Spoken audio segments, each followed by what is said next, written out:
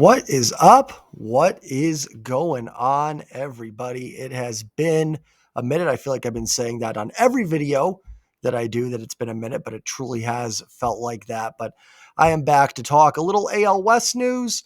We'll talk some Seattle Mariners news and just kind of the vibes going on with the organization. I'll answer some of the not some, I'll answer all of the Q&A questions I got from last week's community posts that I made. So I'll answer those questions. And yeah, we'll go from there. So thank you all for joining. I'd recommend grabbing a drink, grabbing something to eat. This could be a little bit of a long video, but I hope you do all enjoy it. As always, do me a favor, hit the like button. It helps get the video out to more people. Comment your thoughts down below. And if you are new here, don't forget to hit subscribe. I do post-game recaps for every single Mariners game, along with breaking news. If there is breaking news, there hasn't been a ton of it for the Mariners, but I'll have that on my channel as well. Again, apologize for lack of video content.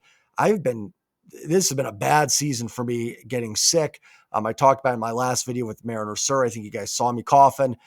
Then I ended up getting, I don't know what that was, and I got strep throat the last couple of weeks. So I have just been out. Not that there's been a lot of stuff to talk about, but I probably would have made a video a little bit earlier, but I have been out this entire holiday season. This is the first day I have felt good in probably 2.5 weeks, where I felt like back to 100%. So it has been a wild holiday season so far, but excited to be feeling better and glad to be feeling better for Christmas. Also, before I go any further, hope you guys are all having a great holiday season. I know some of our sports teams, Seahawks, Mariners, I think the Kraken have been struggling too. I don't follow it as much, have given us some, frustrations, but remember what this holiday season is all about. And I hope you are enjoying it with friends, family, loved ones, or whoever you may be with. I hope you are all having an amazing holiday season, because that is far more important than whatever it is our teams are deciding to do. So let's dive into a little bit of what's going on. Not a ton of Mariners news per se, but there have been some rumors and some things going on with the Mariners, and I'll kind of talk about all that and talk about some of the other AL West teams that have made moves. But listen, again, remember when we talk about these things, it's always rumors, right? The offseason can be tricky. Not saying we can't judge. We should judge the organization for what they do and don't do. But sometimes we hear stories and we don't always know, right? There's players that only want to play on the East Coast. There's players only want to play on the West Coast. There's players only want to go to certain teams because it's closer to family. So we do have to take those things into consideration. Teams aren't going to trade within the division usually. So if anybody's like mad the Mariners didn't get Kyle Tucker, I don't know what to tell you on that. Even same with Nathaniel Lowe, who would have made a lot of sense for the Mariners, probably wasn't a trade in division that was going to happen. Those things are just unlikely to exist unless it's something lower level or a team is just totally going through a rebuild and is willing to trade within the division. So I just bring that stuff up. Also, things we hear, again, it can be rumors. We don't know for sure what's going on. We don't know what happens in the conversation. Again, it's not an excuse for this ownership group or this front office to be inactive, but there are sometimes things we don't know. Let's start with kind of what the Mariners have been doing and some of the fallout from it. So obviously, again, rumors, but I think it's pretty obvious they have been shopping Luis Castillo. I don't even think the Mariners have shied away necessarily from that rumor. So far, unable to get a deal done. And truthfully, at this point, it's gone far enough for me, at least into this offseason, that I don't really see the benefit to making the trade anymore. Part of the reason to trade Castillo is it frees up, assuming his whole contract is taken, which I assume it would, because it's actually it's a very solid contract when you look at what pitchers are getting around the league. I think it's completely fair. So I don't think that was an issue for teams at all. It would free about $20 million to potentially spend elsewhere. So you could trade Castillo, get a bat, then maybe fill it back in with pitching, or you could trade Castillo for pitching, which was kind of some of the rumors that came out that they may have been asking for pitching. And then you could have gotten Christian Walker, at the time, or freed up more money for Santana or whatever it is you were going to do. That was the goal of it. I'm not saying there's not guys still out there. And maybe you get enough in a Castillo return where it's worth it. But with kind of everything that's happened, I think you're at a point where it may just benefit the team to hold on to Luis Castillo. Now, I've been pretty adamant that I don't like the idea of trading the pitching. I think it's more of a selfish thing where it's like, listen, I see a great staff. Why can't we make it work with just going out and spending the money to get some bats to supplement it. It's frustrating to me that the team seems to have to jump through hoops, and that falls on the ownership. We know for sure. It falls on Jerry and Justin too. They're not completely off the hook on that. They have made decisions that have led the team to be in this position. So it falls on everybody at the top for being in this position. But it's frustrating that in order for this team to get better, it feels like 15 parts have to move. It can't just be, hey, the Mariners signed this guy. They have to trade Castillo to free up money. Then this has got to come over here and that's got to slide in there. It's just, it makes it all frustrating. So I understand the principle of trading Castillo. I do. He's probably, I wouldn't say maybe on the back end of his career, but there were some decline signs last season. He was certainly much better at home in a very pitcher-friendly T-Mobile Park. So I can stomach the idea of trading Luis Castillo, but I also don't just want to trade him to trade him. So why wasn't a deal done for Castillo? Well, a few reasons. One, it takes two to tango. You look at a team like Boston that sounds like that was the team that was closest or was the most interested, and they were able to acquire Garrett Crochet from the White Sox. So that filled a pitching need for them immediately. I think it really would have benefited the Mariners to get involved in that in a 3-team deal where you send prospects to Chicago, the Red Sox send you something, and then Crochet goes to Boston. I think that was kind of, it might not, when I say it's a miss for the Mariners, I don't know. They maybe tried, and the White Sox and Red Sox just said, we don't need you. We can get this deal done with each other. But I think that would have been a way to get involved in getting a bat to the Mariners, an offensive upgrade to the Mariners without having to trade Castillo or anything like that. There were some rumors of Castillo for Tristan Casas that were floated out there a bunch. Again, don't know for sure if that was true. I don't think that's a steal necessarily. I would have done it. I probably would have been willing to pull the trigger on that deal. I think Casas is a solid bat. There's some health concerns there, but I think he fits T-Mobile pretty well. And then, if you can maybe use that money saved, go out and get some help on the back end with pitching help, it would have been worth it. There was also some rumors the Mariners were asking for pitching for Luis Castillo. Again, even with Boston, that might have made some sense. I don't know all of what you would have had to done, but like a guy like Cutter Crawford would have been very interesting from Boston. And then maybe a prospect or something for Castillo. And then it could have freed you up. Okay, your rotation spot is filled by Crawford, who again, not amazing, but solid. And then you can go spend the money on a bat in the, for your offense. So you fill the pitching need, you free up the money, then you go get offense. Obviously, this didn't come to fruition. The Cubs were another team that seemed interested, but they just traded for Jesus Luzardo.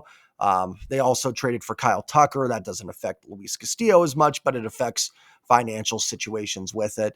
There were some rumors of Nico Horner. Again, I think maybe a little bit of an undersell for Castillo, but I mean, if you can make the moves to fill it on the back end, I don't hate it. You'd like maybe a little bit of a prospect in there with that deal, but I probably would have stomached it and been okay with it. But then nothing's happened there. Like I said, they got Luzardo from the Marlins.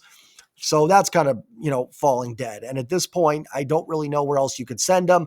The Phillies were rumored. I think the Phillies got someone too, didn't they? I don't remember. But I mean, you saw the asking prices for Alec Boehm was off the charts. They wanted Logan Gilbert or George Kirby. And then there were some other teams they were rumored. Wasn't it the A's or something? I don't remember. They were asking something crazy from somebody else. But they seem, and listen, that's the game you play when you're trying to build around trades. Like, it can work, but it takes two to tango. Are the Phillies crazy for asking for Kirby or Gilbert for Boehm? Yes, but it's their right to. They don't have to trade anybody they don't want to trade, just as the Mariners don't have to, right? Like, if someone calls on George Kirby and they go, we want 20 things, they have a right to do it. Now, teams can, maybe long-term suffer from that or benefit. I don't know. Maybe the Phillies will regret that. Maybe they won't. Maybe Boehm has a huge season for them. So, you can't just make teams give you players, though. So they have every right to ask for what they think is legit. And, the Mariners obviously should turn that down. You're not trading Kirby or Gilbert for Alec Boehm straight up. That would be terrible for this organization and would not be a move forward. But, that's kind of where you've been at. So, and I think the Mariners have been willing to trade prospects. Jerry even mentioned that they've been willing to do it. And listen, I'm not, again, not trying to make excuses here for Jerry with things. They've put themselves in this tough position, but I do think Jerry is right when he says there's just so many teams now in contention with the extra wild cards that you have less and less teams that are willing to get prospects, that want prospects and deals. The only teams that you probably could do it with are the White Sox, which there's really nobody you can make a case still for Luis Robert, but right now your outfield's pretty set. I mean, again, you could trade a Rosarena, you could move some things around, and I'm not against Robert. I think it would be interesting, but it's not like a pressing need right now. So other than that, there's not a lot there. That's why I mentioned that 3-team trade, because the White Sox are a team that would probably take prospects. But with Crochet gone, you can't get involved in a 3-team deal to really do much with them. The Marlins are another team. I'm not wild on Jake Berger. He's not my favorite, but he goes to Texas, and a deal the Mariners could have absolutely gotten involved in and done. They could, and the Mariners farm system is pretty loaded. They could have done that deal, because I'm not wild on Berger. It's a very low OBP. It relies a lot on power, and as a right-handed hitter in T-Mobile, I don't know, but like, it's better than what they have. If the Mariners added Jake Berger tomorrow, I think they're a better baseball team. And with the first base options dwindling, I'm not wild on Berger at third base either, but he could stand there or even DH, and you could move some things around. So like, I don't love it, not my first choice, but someone that was out there, and the Marlins were willing to trade, obviously, and deal the Mariners could have done. Am I going to lose sleep over not getting Jake Berger? No, but it would have made the team better. So I'm also not going to shoot anything down that would have possibly improved the Seattle Mariners. I forgot where I was going. Oh, prospects. The Marlins, yeah, but what else do they have that you're going to send prospects for? Who else? The Rockies. The Rockies don't really have anything I'm interested in. I thought maybe like a Ryan McMahon, but it's pretty much all defense, which is fine. There's nothing wrong with that, but you've already got a great pitching staff. I'm not sure if you need a defense, just a straight defensive third baseman, first baseman who's been under a 100 WRC plus most of his career. And then the Rockies are just a weird organization. Like, they're kind of, at least with the White Sox and Marlins, I think those are teams that know they're not competing. The Rockies are kind of in this weird phase where they remind me of kind of the Bill Bavasi Mariners, where they kind of spend, but then they stop, and they've got some good star talent, but then they have nothing underneath. I mean, not that Chris Bryant is good star, but you know what I mean? They spend the money there, but then they don't sell. I don't know. It's a weird organization. So don't really know what you would do with them anyways. I'm not sure what they even have. I'm sure there's something, but nothing that really catches my eye. And other than that, who else is left that's going to take prospects? Maybe the Rays in some deals would, and maybe Yandy Diaz could still be on the table. That would be a possibility, but the Rays are kind of a weird team that it wouldn't shock me if they sold. It wouldn't shock me if they were in the ALCS next year, so you don't know. And then going back to the National League, even a team like Pittsburgh, like, they were in the hunt last year going into September, I think, or they were somewhat in the hunt. So even a team like that's not necessarily going to sell. So Jerry is correct when he mentions that it's harder to get teams to just give up things for prospects because more teams are competing. The Mariners have a great farm system. It's not that you couldn't get things for those guys. Like, Colt Emerson would get you a ton. Blas Montez would get you stuff. Like, they have the prospects, but I think for what the Mariners are looking for, other teams are looking for more major league ready guys. Even look at the Astros Cubs trade. Isaac Paredes comes back along with, I have it here, the third baseman, Cam Smith. Is that who it was? Yeah. So you get a prospect that's fairly close in Cam Smith, and you get an everyday player in Isaac Paredes to fill out your roster. And that's, I think, more what teams are looking for as opposed to just sell, and I think a lot of that comes from I think extra playoff team helps those teams stay in contention. I think there's more pressure on teams in the social media age. There's more fans and people online that get on you. Whereas, back in the day, it was more newspaper clippings and stuff. So you kind of get away, I think, with more fire sales back then. You didn't have the scrutiny. Now GMs and coaches are, having to answer more questions every day. Not that they didn't in the past, but I think there is a little bit more pressure. So I think you see less teams going the fire sale route. So yeah, I think that's kind of where the Mariners have gotten stuck a little bit in some of the trades they're trying to make. I think that for Castillo, there just hasn't been the right fit. Listen, you could trade Castillo tomorrow if you wanted to, but I think the Mariners are trying to get something back where it's a swap for swap where it helps them in 2025.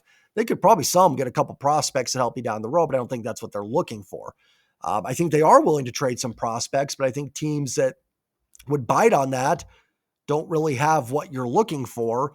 And the teams that have what you're looking for aren't willing to sell for prospects. And again, this is not just like, oh, well, that stinks. Too bad. So sad for the organization. They deserve blame for that. They've put themselves in this spot. Ownership's put themselves in it by lying about the budget, right? Saying that they were going to spend in this season and then no, and then continuing to, they have lied to Jerry about what they are willing to give for budgets. 15 million this offseason. There's not a lot you can do. You couldn't even get it on the Josh Naylor trade if you wanted to for that. That doesn't mean Jerry's without blame either. They've made moves in the past that have hampered, that have, put them in a position where they can't spend. They've got Mitch Haniger's contract on the book. Now, I don't get on that one too much because you would have had Robbie Ray's contract on the book if you didn't do the trade. That would have been for 2 more years. At least with Haniger, it's off the books after this next year. So it's a little bit better, but Ray's probably more chance to contribute to the roster too. So it's kind of a double-edged sword. Like, I think Mitch Garver could bounce back. That's probably a contract you wouldn't mind coming off the books. So they've also put themselves in this spot too. It's not just like, it's never just one thing. I will put more on ownership. That's where more of my frustration has lied. But Jerry and Justin have put together a roster that needs to patch a lot of these things when they've had the opportunity to do it in the past as well. So it's everybody. It always is. It's never just one person that leads you into these situations. It's a collective effort by an organization to do it. So, this doesn't mean the Mariners can't do some things this offseason. There are still, I think, moves that are out there that can improve this team. But they've kind of worked themselves into a little bit of a pretzel. So when you look around the rest of the AL West, talk about the Rangers getting Jake Berger. They trade Nathaniel Lowe to the Nationals. Nice. I will say this, Kyle Tucker, Nathaniel Lowe, Juan Soto out of the AL West or the AL, Josh Naylor out of the AL. So I guess the Mariners are just going with the strategy of we'll hide ourselves in a bunker and eventually the world will end. We'll just come out and get a World Series trophy. Maybe that's their ultimate strategy for the next couple of years, is just everyone else will get so much worse that they will eventually reach the pinnacle through that avenue. But so no, I mean, listen, like, some of that is good news that some of those guys are out of the division and out of the league. That does help. But Texas and the Rangers and the Astros, I think both did a good job with what they had. They trade Nathaniel Lowe. Now that happened after, but they get Jake Berger in return. Do I think Berger's as good as Nathaniel Lowe? No, but it's a nice supplemental piece to help you kind of backfill that player that is traded away. So it's a nice move for the Rangers. I like what the Astros did. Now, I will say this. I've heard a few people say that the Astros are better. I don't think they're better. I do not. I don't think you lose Kyle Tucker and get better as a team. I don't think that they can possibly do that. However, if you take the assumption, and I don't know the whole situation, I'm assuming that they knew they couldn't re-sign Tucker because he's a free agent. Is it after this year or next year? He's got 1 or 2 more years left. I think it's maybe 1. So I'm assuming the Astros knew they weren't going to be able to re-sign him. So if you assume that you're going to lose Kyle Tucker and Alex Bregman, I think the Astros did a pretty darn good job filling in the roster. I love the Isaac Paredes move in that trade for Houston. He is one of the more extreme pull hitters in baseball. I think he is going to do fantastic with the Crawford boxes out there and be a nice piece of him. I wouldn't be shocked if he's slightly better than Bregman. I don't, because Bregman had a bit of a down year. I think he came on late, right? Kind of in the second half. I could pull it up here. Let me pull it up. I've got Fangraphs open here. Let me just see what Bregman finished with.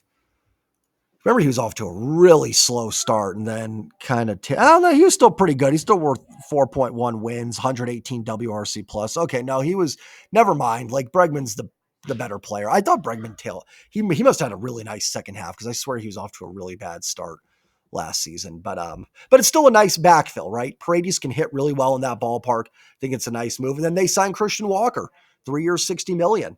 And first base was a problem for the Astros last year. Abreu was terrible. Singleton was better than Abreu, but was not good necessarily. And now you've got Christian Walker coming there. Again, right-handed hitter with those Crawford boxes in Houston could make a huge impact for that lineup. So Again, I don't think the Astros are necessarily better because Kyle Tucker is a legit, when he's fully healthy, MVP candidate. Walker and Paredes are not. But again, if you go into it saying they were losing Bregman, they were losing Tucker, no matter what, I think they did a pretty darn good job filling in the holes where they could. Like no one directly takes Tucker's spot, but Walker and Paredes is a nice little, haul they get. I know Walker wasn't in the trade, but they signed him after the trade. So, and then you get it's Cam Smith, right? The third base prospect. So, again, a nice little haul, I think, for the Astros in that deal. I think actually a trade that might work out very well for them. So I think, a smart organization did some smart things this offseason in Houston. I think they did well to fill out that roster. So again, I don't think they're necessarily better, but I do think they did about as well as you could, assuming Bregman and Tucker were gone. Kind of the stuff that the Mariners seem to, I don't want to say struggle with because they really haven't had a big guy they've had to trade, but little moves that just, nothing crazy to them. And the roster's, pretty solid. I guess I shouldn't say little moves. Kyle Tucker's a big move, but you know what I mean? Just those nice little backfill moves that make you better. The A's, have been active. It sounds like they were in on Max Fried until the Yankees ended up getting him. And then they get Severino. I'm not going to go crazy here. I know some people are like, oh, the A's have passed the Mariners. I don't think they have. Like Severino would probably be the Mariners' fifth or sixth starter here, but it's solid, right? And the A's, now that they're out of Oakland, look like they might be a team that's going to start spending a little bit of money. That's a smart organization. They are good at player development. So do I think 2025 they're going to pass the Mariners? I don't. I think the Mariners are still better than some people think. Which is what makes this offseason frustrating. Listen, if you thought the Mariners were a 60-win team, then who cares what they do? They shouldn't spend in free agency. If they were a 60-win team, they should be looking to just build up this farm and seeing what it can do. The frustrating thing is they're not. They're probably an 84, 85-win team right now that could easily get to 88, 90 with a few moves and maybe put them over the top. It's the same frustration we've had every offseason with this team. But anyways, going back to the A's, like if they're willing to spend more, now they get to Sacramento and then, Vegas when it happens, that's going to be dangerous because it's a good player development. They've got some good core pieces. Again, I don't think they're on the Mariners level, but they're not the A's of 2 years ago, 3 years ago, whatever it was when they were losing 112, 113. They could maybe push 500. I don't know. And the Angels have spent. Again, do I like what the Angels are doing? No, it's weird that they're signing Kikuchi and who else did they get under? Soler, right? Jorge Soler. It's kind of odd, but it does make them better, right? And if you think they're a 74-win team, they might be a 77, 78-win team now. So, do I get their direction? Not really, but they are improved.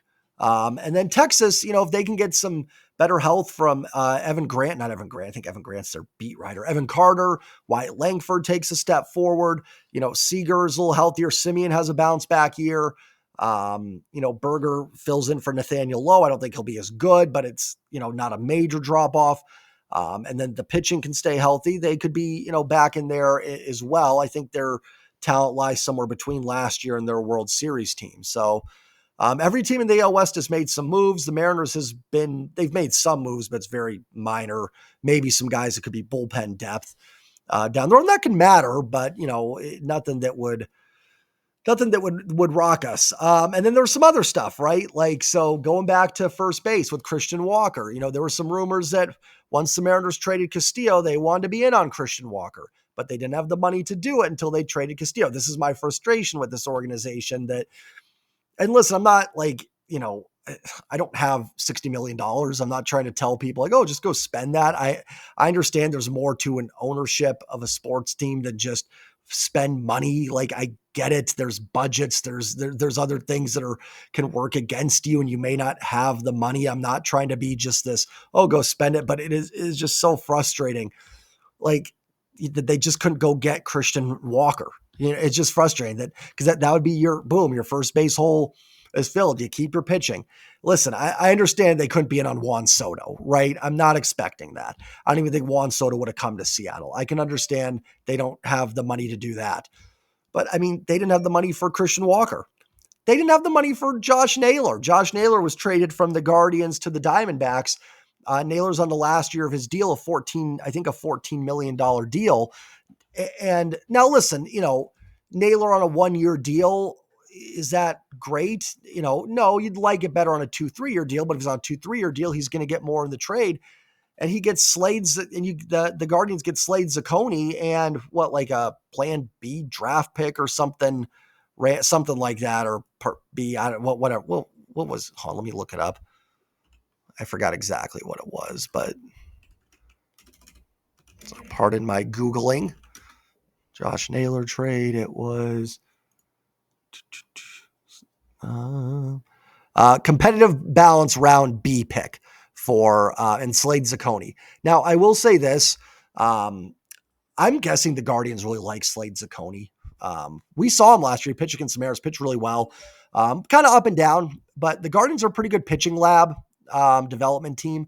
I'm guessing they like Zacconi more than probably the perception of the regular fan does. But that's not much of a haul, right? Like my friend Mariner Sir, we were talking, and could you have offered Emerson Hancock and, instead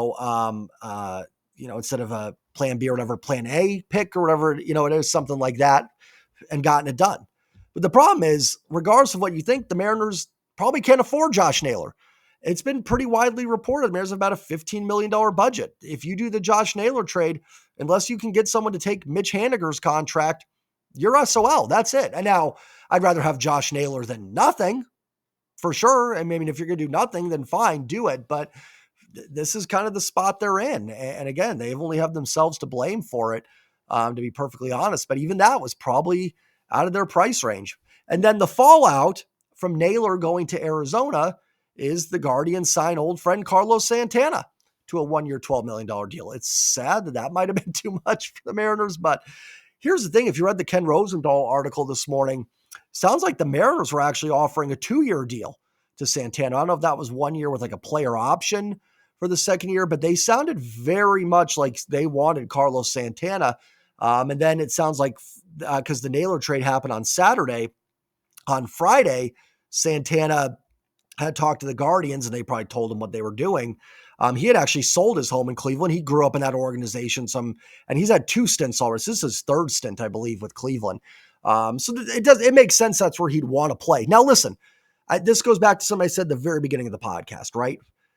If Santana's heart was to play in Cleveland, there's not much you can do about that, right? You can't force a guy to come to your organization. You can't. And the Mariners, sounds like the Mariners actually offered, now I don't know what it was per year with the 2-year deal, but I'm assuming somewhere around 9 to 10, maybe 11 million, something like that. Funny thing is, I'm not even sure if I'd want Carlos Santana on a 2-year deal. But here's the thing, and I know we can laugh at it, like who cares about Carlos Santana? But again, Carlos Santana makes the Mariners better. You put Carlos Santana on the roster tomorrow, they are better. Right now, your first base is Luke Raley and probably Tyler Locklear battling it out in a platoon, then Raley playing a little outfield, and then Locklear playing first on certain days. And, if you can get Santana at 1, I'm not sure if Locklear's ready, gives him some at-bats in Tacoma to prove it. It allows Raley to play some first. Santana can DH on some days. It allows Raley to play the outfield when Santana's at first. Santana's actually a good glove at first base as well. Mitch Garver can DH on some days that Raley needs off. So it gives you some more roster flexibility, and it adds a decent player. Santana's worth 3 wins above replacement level last year. I don't think he's going to repeat that. But even in his short time in Seattle, I know some people said, he wasn't that great. His OPS was, I think, under 700, but his WRC plus was 103.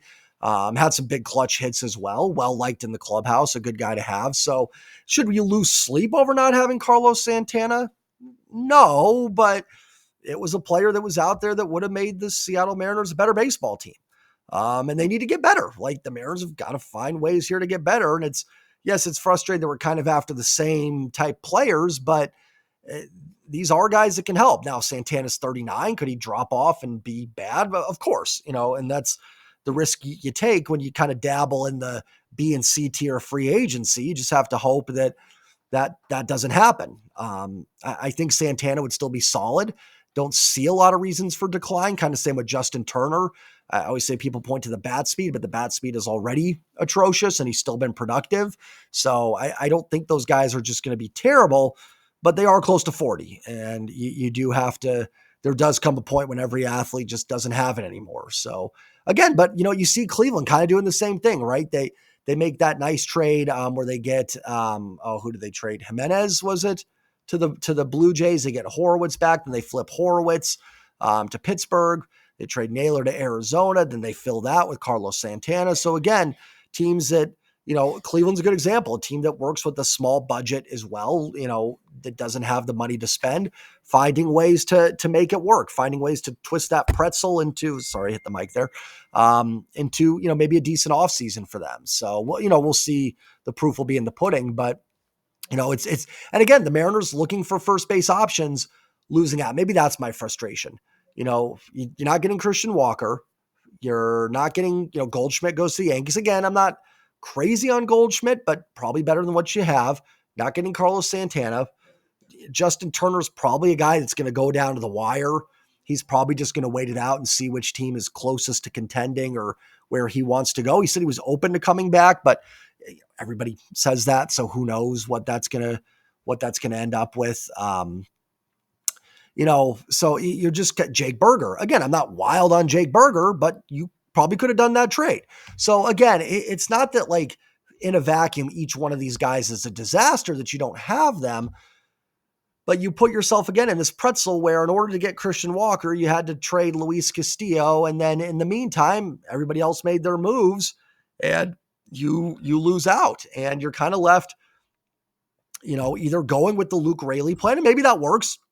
I'm not completely against it. If the Mariners can do something at second base, third base, or get really creative and trade an outfielder, fill it and do something, then yeah, maybe Luke Raley, Locklear is your answer at first base. It may very well work. I'm not saying it's destined to fail. I don't think Raley's a terrible option there. Not much defensively, but his bat's probably enough to be solid there. But it just, again, I think getting a first baseman gives you some better roster flexibility.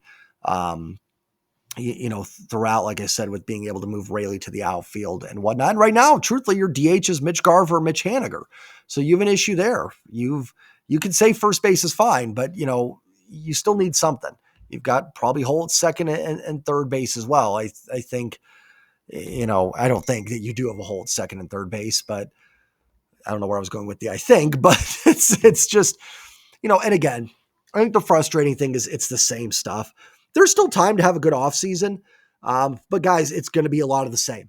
It's going to be the Jorge Polanco moves. Can those work out? They can, right? Unfortunately, the Mariners have pulled the triggers on some moves. Polanco, AJ Pollock, Jesse Winker, Adam Frazier, Colton Wong, and Mitch Garver, Mitch Haniger, bringing him back, that have not worked. They've pulled the trigger and they haven't. They've pulled the trigger on some that have, right? Gino Suarez, kind of a rebound guy, was kind of the throw into the Winker trade. He was great for the Mariners for a couple seasons. They acquired Justin Turner at the deadline. Turner did exactly what you needed him to do. Carlos Santana, when they acquired him, did exactly what you needed him to do in those acquisitions. So sometimes they work out. Like if you can get that production, that works. Justin Turner helped the Mariners last year. So some of those guys can work out. But again, they're kind of in that BC tier. And I just, I can pump them up, and I will if the Mariners make a move and I like it. I'll tell you, like they go and trade for Ramon Urias from Baltimore tomorrow. I like Ramon Urias. I think he could help, but there is downside. Like he's not a certified superstar. Like he could completely bomb out like Colton Wong or Jorge Polanco.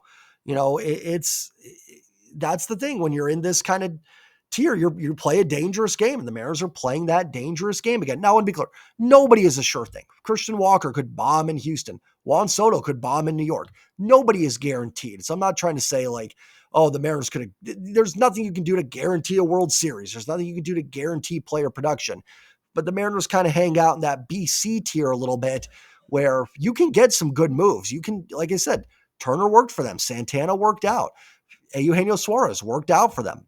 Those guys were big parts of what, had the Mariners made the playoffs last year, Justin Turner had been a big factor in that. Santana was a big factor when they did make the playoffs. Those guys can work. They can. But those are the guys the Mariners are going to be after. And it's kind of like this. You don't know. You just hope. Like I said, with Santana, if they got him, like I think it makes them better, but there's risk with 39, 40-year-old. And Mariners it's the same stuff. It's the same stuff. Again, there's offseason left. I know some people have asked me, Jay, do you think they'll do something? Yes, they're not going to do nothing. There will be some new players on the team at some point. And there's always that one trade that Jerry and Justin pull off that nobody has any idea where it's going to come from. It comes out of left field and surprises us all. So there will be a trade that makes us go, oh, I didn't realize that guy was on the market. I will throw another rumor, not a rumor, sorry, just credit. It's not a rumor, but I want to give credit to my co-host Mariner Sir. I want to bring it up because he mentioned it first, that maybe there is a possibility the Nationals could flip Nathaniel Lowe to the Mariners. Texas traded him to the Nationals. Listen, I like Nathaniel Lowe a lot. I think he'd be a great fit for the Mariners. You were never going to get Texas to trade him to you directly. It just wasn't going to happen in division. But maybe you can send some prospects. And Mariners are much like a Tyler Locklear too, someone that could play first base for them on opening day with another prospect. And maybe you could get Nathaniel Lowe from the Nationals. So I thought that was a great point. I would just keep an eye on that. Just, I'm not predicting it, but I do think that would be interesting. I will say if you're someone that really likes Lowe, much better chance you're going to get him from the Nationals than the Rangers. So keep an eye on that. Maybe Yandy Diaz is still on the table for the Rays along with Brandon Lowe. There's Josh and Brandon. Which one's the Lau and which one's the Lowe? By the way, one of them is also Nathaniel Lowe's brother. So I think it's Brandon Lau, but I would keep an eye on him as well. Those are two names that I would definitely keep tabs on, but we'll see. So, but again, nothing to report on yet unless something happened.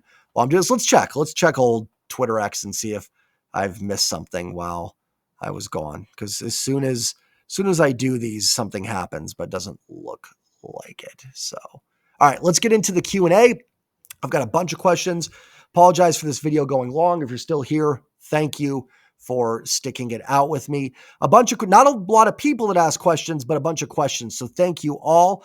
Let's start with this one from Connor. He's got 4 questions for me. Thank you, Connor, for your questions. I appreciate it. He says, pardon, baseball only. I said football, baseball, whatever questions. So no apology needed, my friend. His first question is thoughts on the Mariners reportedly being all in on getting Roki Sasaki. If the Yankees, Mets, Dodgers are also interested, does that mean the Mariners' aspirations are in vain, given that they will offer larger contracts than Dipoto can? And then his follow-up question to that is why go all in on Sasaki in the first place? Pitching was not the problem last year. Is it a 4D chess move to trade Castillo for a bat? Some of these questions were posed last week when the Castillo rumors were really hot. So I do apologize with my strep. I didn't have time to get to them. Not that question's outdated, but if some of them come off outdated, that's my fault, not the question.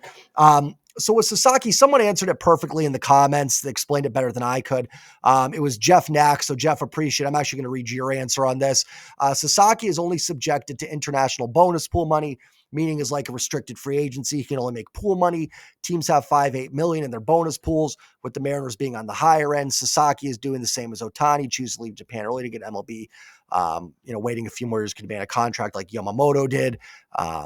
It's the perfect circumstance for the Mariners, why they are in and should prioritize Pittsburgh. Many believe could be the best in baseball. Sorry, I kind of shot to that, but Jeff Knack, appreciate your response on that. Yeah, that's exactly it. It's essentially almost free for the Mariners to look at Roki Sasaki. It's why even the White Sox are in on Roki Sasaki. It's not something that they'll have to give a $300 million contract out for. So, and yeah, I think if you sign Sasaki, you would be more open to trading a pitcher.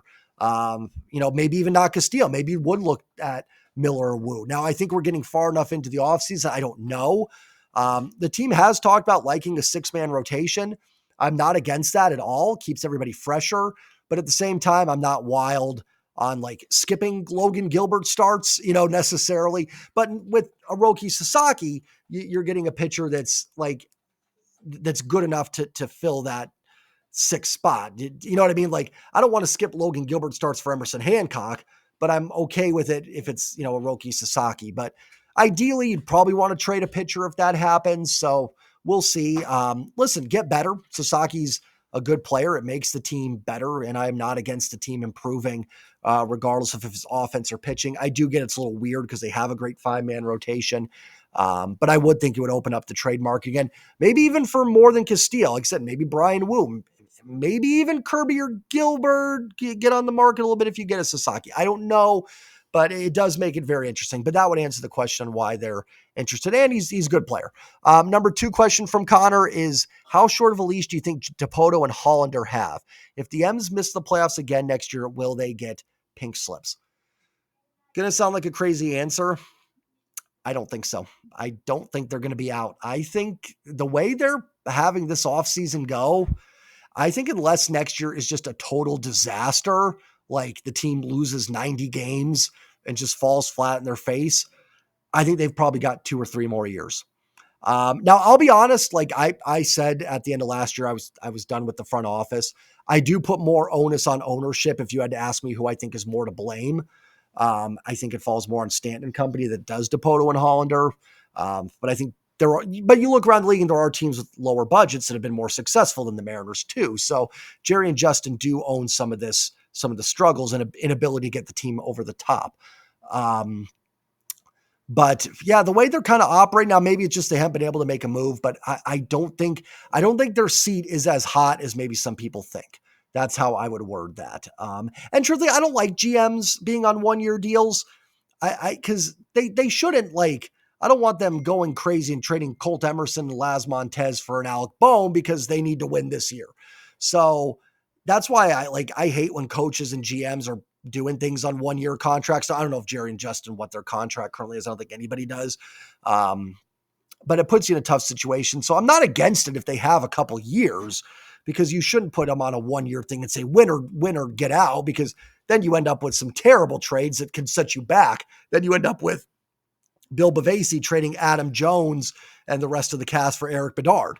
That's how you get in those situations too. So listen, I think they probably should have been out last offseason. Not that I trust Stanton and company to find somebody better, but I don't think their seat is necessarily that hot. I think it would take a pretty awful 2025 for both to be gone. I could maybe see something where like Jerry Sticks and Hollander's fired if they miss the playoffs. I could see something like that. So next question is, how many years will it take Felix to make the Hall, if at all?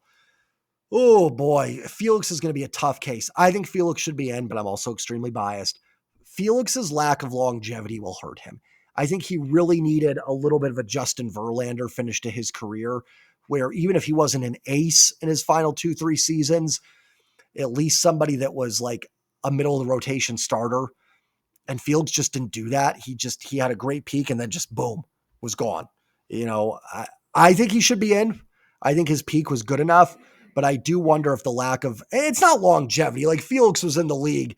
His last game was in 2019 and his first was in 2005.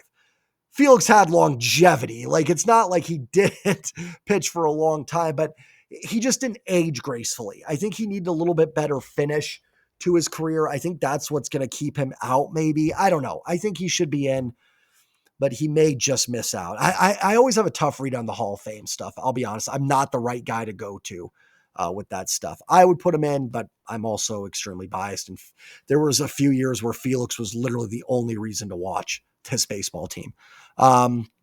Next question from Connor, last one. And he also says, hope the time has treated me well and happy holidays. Happy holidays to you as well, my friend. But his last question is, which happens first? A Mariners World Series, a revived Supersonics winning the NBA championship? Now, listen, the funny answer is going to be the Sonics, but like, listen, the boring answer is going to be the Mariners. I actually don't think the Mariners are far away. It's like so frustrating that they do things the way they do, because I don't think this team is that far off from potentially being a serious contender. So I will say the Mariners, because even if the Sonics came back like 26, 27, there'd probably be 2-3 years of rebuilding. So just the fact that the Mariners have a head start makes them more likely to win a World Series. So Connor, appreciate the questions, my friend. Next one comes from my friend, Mr. Sticky 005. Appreciate your questions. He's got some more football ones. Actually, I'll get to his last because they're more football. I'll go with my man, Aaron, who dropped some questions. Always appreciate your questions, Aaron, and your comments. Like I said, you're one of the people that you make and makes me actually sometimes change my opinion. Go, ooh, that's a great point. I hadn't thought of that. So always appreciate your questions, my friend.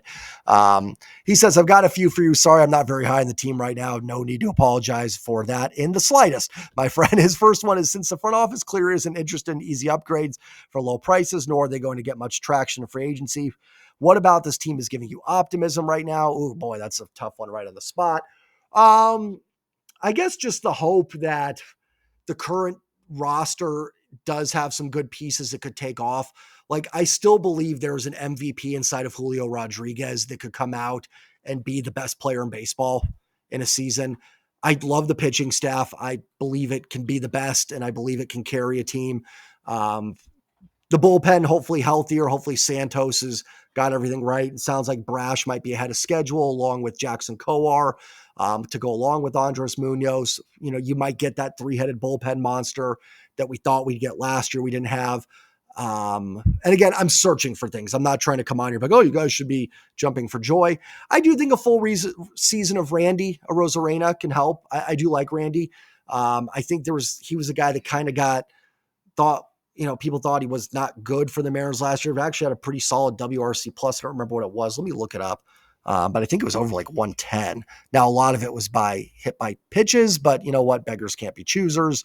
We'll take it any way we can get it. Let's see here if I can just pull up his Seattle. I can't, at least on Fangraphs right here. I probably could somewhere, but 114 WRC plus total. So I think it was like 110, 112 with the Mariners. So full season of him. Victor Robles can maintain what he did last year. I think that gives you some hope that your outfield is set. The farm system I do like. I really do like it. I think that, Cole Young could have an impact here very quickly in 2025. Colt Emerson is my favorite prospect. I think he's going to be a superstar. Not ready yet. Laz Montez is fun. There's some downside to Laz. I think he has a lot of boomer bust potential, but I think is a really fun prospect. So those would be the things that I'd cling to that I still think can work out. And I do think the AL West overall isn't that much better, I guess. So by default, I think there is a shot for the Mariners, but that's damning with faint praise. So it's not that I'm super optimistic, but those would be the reasons. His second question is, what about trading from the rotation makes you think the team will get worse? What do you believe overvaluing an asset to the point of hindering your roster build is a net positive? What about the trends in pitching usage MLB wide makes you think holding on a star is a good way to build this team for 2025 and beyond? I think that's in reference to that I have not wanted to trade from this pitching staff. Listen, if there's no other option, then that may be what they have to do. I'm not against it to a fault where I would hinder them from making improvements. I would just like them to make those improvements without having to trade from the rotation is really where I'm at. I would prefer to hold on to these guys. Now, listen, if you get to a point where Gilbert and Kirby are not re-signing, like a Kyle Tucker with Houston, then yeah, they got 2-3 years left. Then, maybe it's time to look at it. I'm never against any avenue to make the team better. I will never shoot a deal down just because I like a guy. So I will never, ever look at a deal right away and just go, I hate it. I will always look for the nuance in it. And there are more than one ways to build a winner. So I've maybe come across a little bit more like, no. I think it's more just me trying to make a point with some of my frustrations. I'm not completely against it. Mariners have a great asset with their starting pitching. It's not the worst idea. I guess for me, when I say not get better, if you trade, let's say, Brian Wu for Alec Bohm, I don't know. I'm just making things up to try and move along. I'm not saying that's your trade idea or what, but just throwing that out there.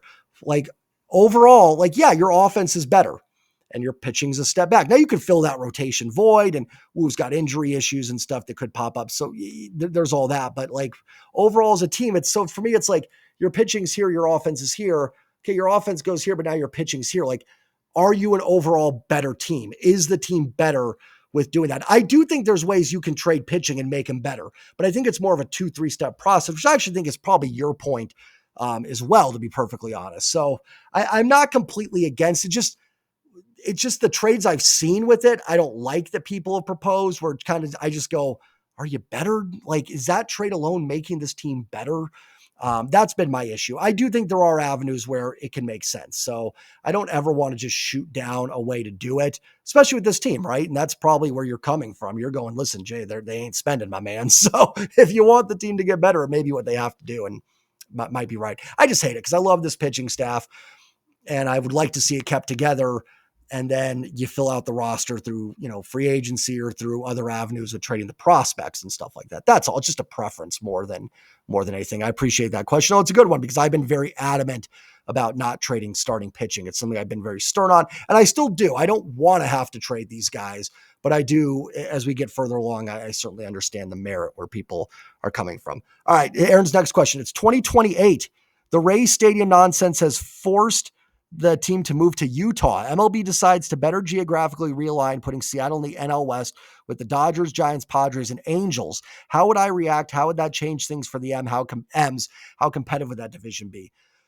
Oh boy. I mean, it's tough to say what the teams will look like in 2028.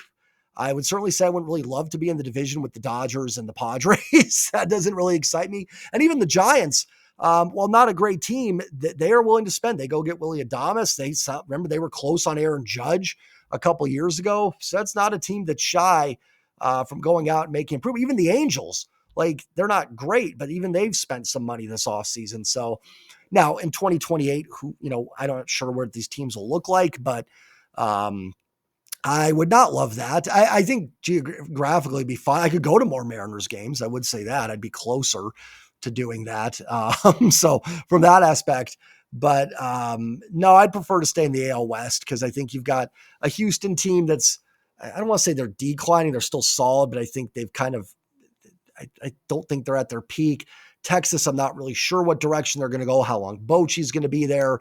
Now, the A's might start spending more, like I talked about earlier. That could get tricky, and you never know. And the Angels are in it both ways in that. But would be interesting, but I would prefer not to be in the division with the Dodgers. I will say that. But good question. His next question is the BC Palace in Vancouver can be configured for baseball and seat 27,000 comfortably. Should the M's and J's play 2-game series instead of 2 3-game series, with one being a home and home in Vancouver, BC?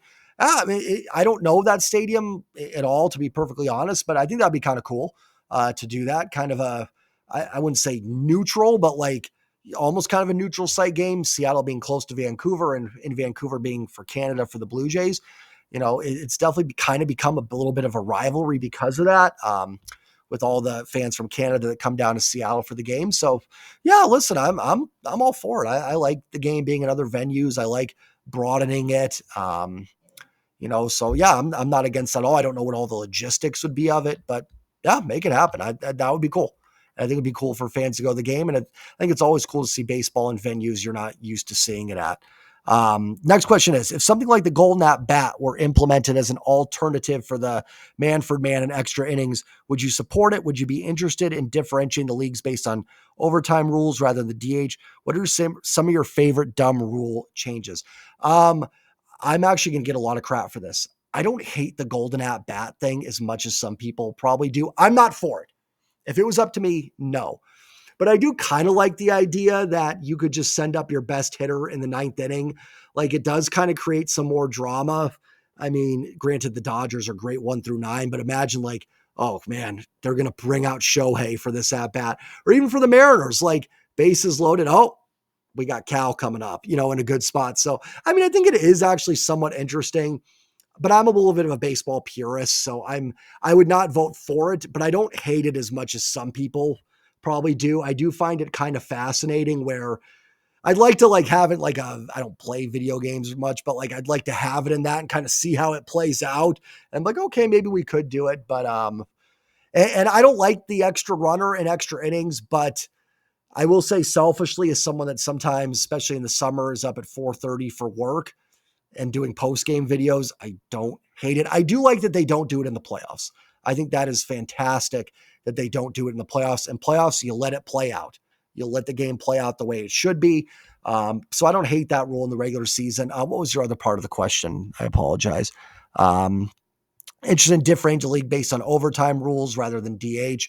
I guess that would maybe be kind of unique. Maybe one league does it. Maybe switch off.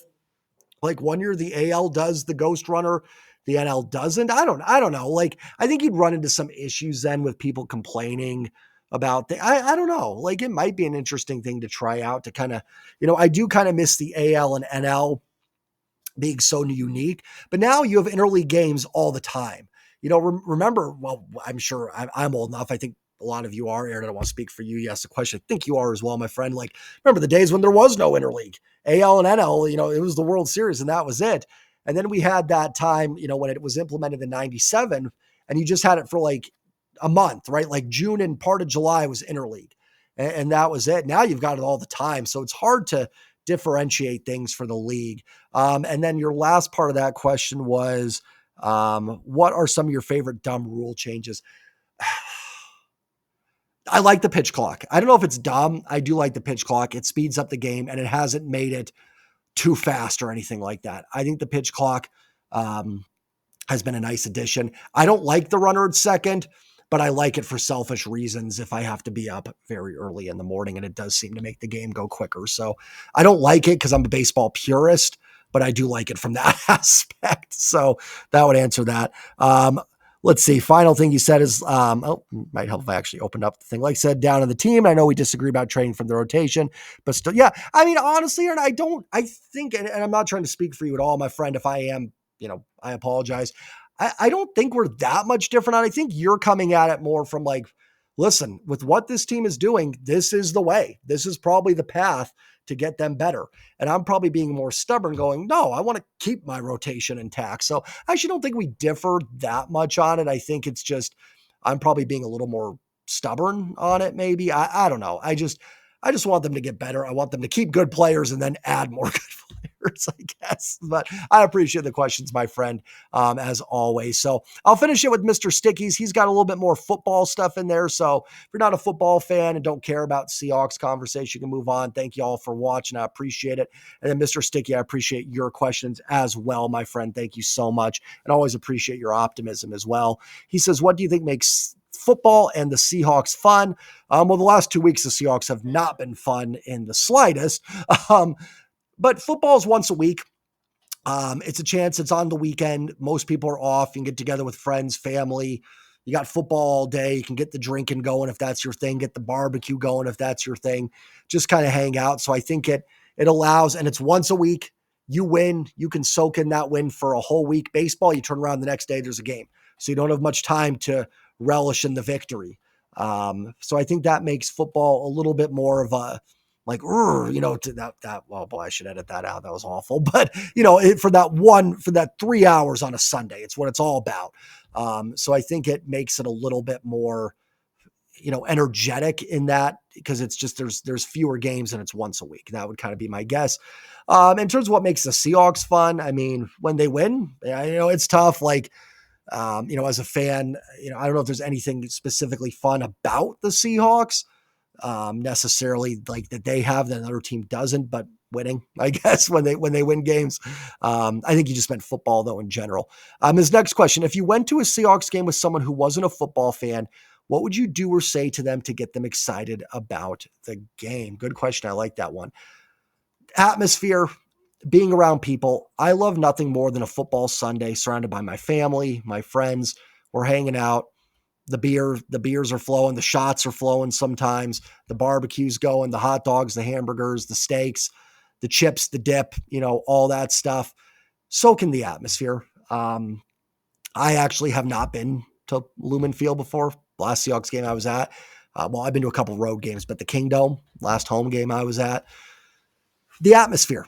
I would go early and go grab a beer and hang out, get some lunch, watch the 10 a.m. games, until whenever you have to get over to the field, depending on where you're at. I would go somewhere close to the stadium. I would enjoy the people around me. I would soak it in. I'd have fun. I'd get excited. I wouldn't get super worried about wins and losses. I would just enjoy the atmosphere. And that's what football is about, being around your friends, your family, other fans. It's what unites us. You're high-fiving people at a game. You don't care who you voted for, anything like that. It doesn't matter. You're just there to hope the Seahawks get a W and to get the town united, the city united. So that's really what I would focus on. It's just soaking in the atmosphere of it. I wouldn't worry anything about wins and losses. I would say just enjoy it. It's a whole day. It's a fun day. And hopefully, when it's all said and done, it ends with your team getting a W. So appreciate the question. He asked, what was the most exciting Seahawks game you've ever seen and what made it exciting? Oh boy. This video is almost an hour. The Super Bowl win 48 is the easy answer, but honestly, like, that game was not super exciting. It was pretty much over when Malcolm Smith took the interception to the house. Now, as a Seahawks fan, I'm sitting there at 36-0 in the fourth quarter going, what if Manning gets hot? What if Manning has a big fourth quarter here? They kind of touch, like, what if they recover the onside kick, getting our touchdown? So you're sweating as a fan, but realistically, that game was not super exciting. It was just the thrill of being a champion. It's cliche, but probably both NFC Championship games, 2013 and 2014. The Niners game was obviously thrilling from start to finish. The Green Bay game was exhausting, but the last 5 minutes were amazing. So I'll probably say the 2013 game, because the 2014 game was more of like an, oh my gosh, like this is awful. And then, oh, hey, onside kick, we're winning. So I'll say the Sorry, my camera stopped. I'm not sure where it stopped at, but it was answering the question from Mr. Sticky about most exciting game.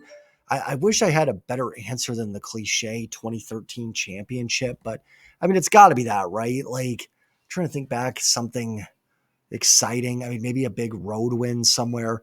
I wish this team had like an NFC championship road win. That would be cool because it's more unexpected. But I think it's got to be the 2013 champion, that the euphoria of that. But 2014 was up there too, just because I figured they were dead after that last interception in the fourth quarter with like 4 minutes to go, and then to still win that game. But that game was more miserable up until the end, whereas the 2013 one was fairly solid all the way through. So those would be my answers. His next question is, what's the most frustrating? So most frustrating Seahawks game, like Super Bowl 49 is going to be the easy, obvious answer. I'm going to say something kind of wild. That game was not super frustrating. It was just awful. It's just the way it ended was awful. To have a chance to win back-to-back Super Bowls and then to lose it the way they did. The game itself, though, was not frustrating. The Patriots are, a dynasty, Tom Brady, Bill Belichick. That was not going to be 43-8 the way the Denver game was. So you knew it was going to be a dogfight throughout. So that game wasn't so much like I said, and what the game itself was not frustrating. Even having the 10-point lead and then blowing it was not necessarily frustrating. It was just the magnitude of the game. Honestly, the most frustrating Seahawks game is probably some BS road game they played where they lost like 9-6, where Russ just was trying to go deep all the time and they couldn't get anything going. The games I'm talking about, like some of those games when the Rams were still in St. Louis that they lost. Those are probably up there for honestly most frustrating. The Super Bowl was the most demoralizing. That was the most heartbreaking. But the game itself was not frustrating. Like, I thought New England could win that game. I'm not like, oh my God, how did the Patriots win? It was just the way it ended and the fact that the team was looking for back-to-back Super Bowl wins. But I don't think that's the most frustrating loss, just the most demoralizing. Like I said, most frustrating is probably some stupid game that I don't even remember from 5 years, 10 years ago, where they lost like 9-2 or something like that to the Rams on the road. That's probably up there for most frustrating.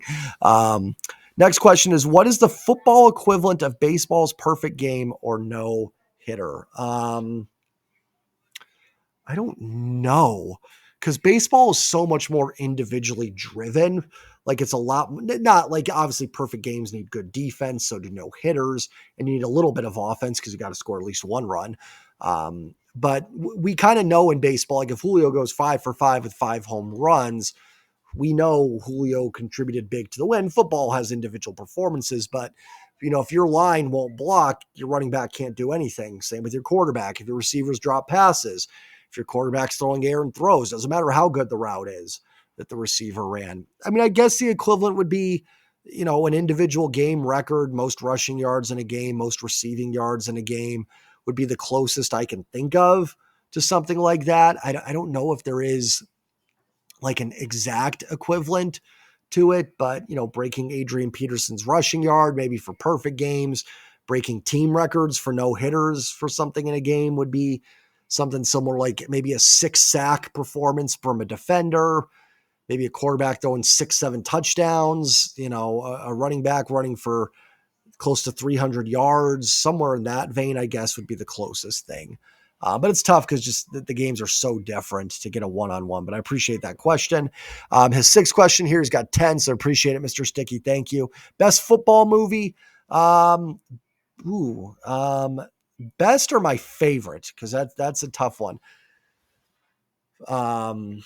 I mean, you said best, so we'll go off that. I guess best would be my favorite because if I think it's the best, that would make it my favorite. But like, I love Little Giants. It's one of my favorites. I don't think it's like the best football movie ever. I think it's probably stinks as a movie, but my gosh, I love that movie. It is such a feel good, just fun family movie. Rudy is up there. When I was a kid, Rudy and Little Giants, those VHS tapes were worn out in my house. Um, I actually was not, I never really watched Remember the Titans. I've seen it, but I was already kind of in high school and the sappy Disney stuff wasn't really for me at the point. Come back a little bit to it now that I have kids, but so I can't put that one in there. I feel like I'm missing an obvious one. Never saw Brian's song, or what's the one with Warren Beatty, Heaven Can Wait or something, where he's the Rams quarterback. Um, I never saw those, so I don't, I know some people might say those. I feel like I'm missing a really, really obvious football movie. Why am I missing one? Otherwise, I'm going with Rudy. I swear I'm missing like a super obvious football movie. Replacements is funny. Waterboy. When Waterboy came out, I was in junior high. So, I'm a 12, 13-year-old watching an Adam Sandler movie, of course. I don't know how well it holds up today, but it's a stupid comedy. It's funny. Um, what's the one with Al Pacino and Jamie Foxx? Any Given Sunday's decent. Wasn't one of my favorites, but it's not bad. It doesn't quite have the same hit that like a Rudy does. I swear I'm missing Longest Yard. I was kind of older when that came out, so I saw it, but I wouldn't like nostalgia is a factor with sports movies too, because they got to hit you in the feels. And so there's got to be a nostalgic factor on these movies. I think a little bit, especially for sports movies. I swear I'm missing like just an obvious football movie.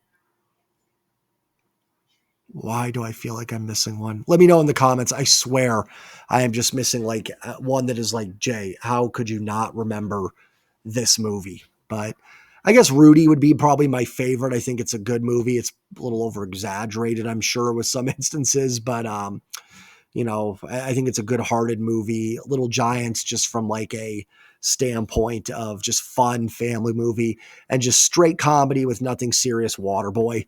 But again, I swear I'm missing something that's just so obvious. And it's driving me absolutely bonkers now. You know what? I got to Google this, like most famous football movies, because I swear I'm missing one that is just so obvious.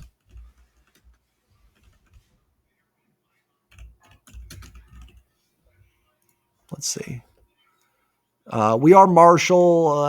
It was fine. Blindside, I didn't really like. Draft Day, I never watched. Varsity Blues. I love Varsity Blues. Yeah, Varsity Blues. Forgot about that one. That's not my top, but it's a good one. Invincible was okay. I mean, it's watchable. Like it's a fine. Invincible is one of those movies that if you're scrolling through Amazon, you're like, oh, what is like? Well, I'll put on Invincible. I like the Jim Croce music in the beginning. Um, let's see here. Remember the Titans is okay. I know a lot of people like that. I shouldn't say it's just okay, but Little Giants. I didn't like Radio. Um, maybe I got them all. Longest Yard. Um, what's the one? Unnecessary Roughness is a funny one. Um, I forgot, like Sinbad's, and it's like a college from the early 90s that's on probation. That's a pretty good one as well. Most overrated football team is his next question from Mr. Sticky. I'm assuming you mean this season. It's hard to say of all time, so I'll go with this season. The obvious answer is the Chiefs. But I actually think the Chiefs have become so overrated. They're kind of underrated. Like you get people talking about them like they're a 500 football team. And I'm sorry, they're not. They are better than that. They are absolutely a legit contender to win the Super Bowl. They're probably going to have home field advantage. So that already gives them a step up. And you've got Andy Reid and Patrick Mahomes. I will never count out a team that has those two. Do I think they're the best team? No, but they're going to be the one seed. The road to the Super Bowl is going to go through Arrowhead. So that immediately kind of gets them in a position where they might be the favorites. So I think they're a little overrated. I don't think they're 14 or 15 and 1, 14 and 1 good. I think they could easily have 5 or 6 losses right now, but they don't. And they are led by two of the smartest guys at quarterback and at coach. It's the modern day Patriots. They are the New England Patriots. They're Belichick and Brady. You will never count those guys out of winning a Super Bowl.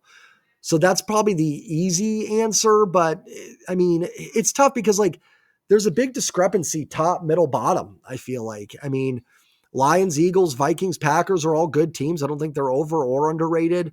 Bills are really good. I don't think they're over or underrated. Chiefs are probably a little overrated, but I think they're honestly so overrated, they're actually a little underrated at this point. And then, like, you got the Chargers, Broncos, Bucks and stuff, Falcons, Rams. But I don't think those teams are necessarily I don't think anybody thinks they're going to do much. Honestly, this might sound like sour grapes.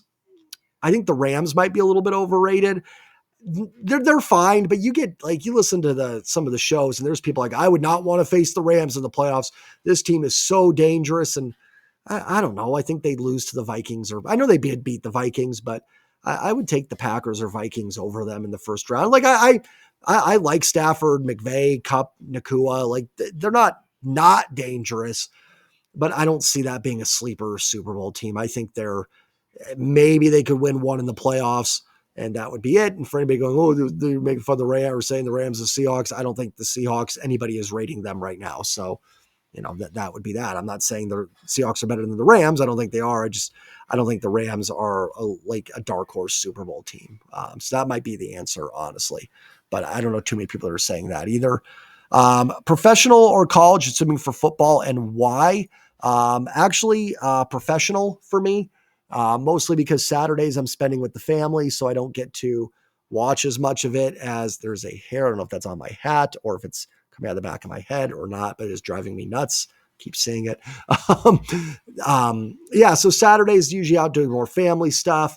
So it's hard to keep up. Although, okay, so long story, I'm wearing a Stanford shirt. I have a friend, one of my best friends, who works at Stanford, sends me free stuff. I actually went to Arizona State, so I'm actually very excited for college football right now because ASU is in the Peach Bowl and has a chance to win a national title, crazy enough. But pro, I don't know. I just think it's a better product, and I think whenever I took off my jacket, it was just floating through the screen there. Okay, this video is going way too long. But I prefer the pro game. I'm more into it. I don't necessarily know why. I can't give like a great reason. I just prefer it. I prefer pro over college, just my opinion. Best football video game, Tecmo Football for the NES, hands down. Second would be 2K5 or whatever for PS2 with the ESPN presentation. And then what should you drink when the Seahawks win? And what should you drink when the Seahawks lose? Again, Mr. Sticky, appreciate all the questions. Good to talk some Seahawks too. When they win, I usually do a victory shot, whatever's there, whatever's available. I'm not much of a stickler for what it is, especially if it's someone else's house and it's free. I don't turn it down. When they lose, I usually I don't drink when they lose. I'm a celebratory drinker. I'm not a negative drinker. I like to drink when good things happen. I'm pouring a shot for the Mariners going to the playoffs or the Seahawks, but not for losses. So when they lose, I'm back to my water, tea, Gatorade, coffee, whatever time of the day it is. So appreciate it, everybody. No, it's a really long video. Hope you all enjoy it. Grab your pizza, your popcorn, your drink, and enjoy it. Remember to like, comment, subscribe. I'm hoping you have Mariners Sir on maybe later in the week. I still got to talk to him. And, hopefully we'll talk about some Mariners moves. Take care, everybody. Have a great, great Christmas. Love y'all. Peace.